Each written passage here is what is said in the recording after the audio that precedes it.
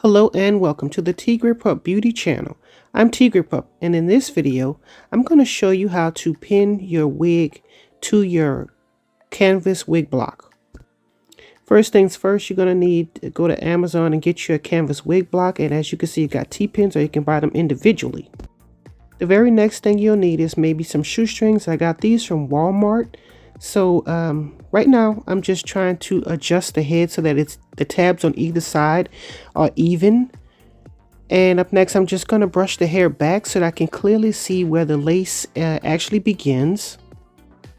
Okay, so we're going to take our shoelaces and use this as a preventive measure so that when we comb, brush the hair back, we don't rip the lace in the very front. So as you can see here, I'm applying it to the very hairline of the lace portion of the wig, and that's what you see me doing here.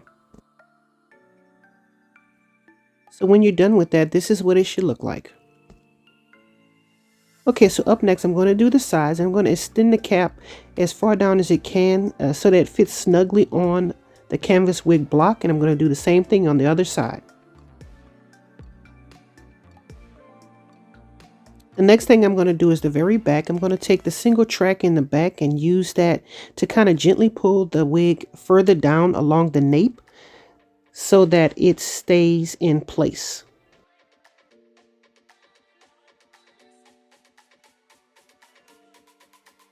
Okay, so the very next thing I'm going to do is separate the lace from the actual cap where the tracks begin, as you can see here. And then up next, I'm going to pin that into place. The reason why is because when you go to tugging and pulling on the hair, when you're blowing it dry or combing through it, you don't want to risk ripping your lace. And here's the finished product.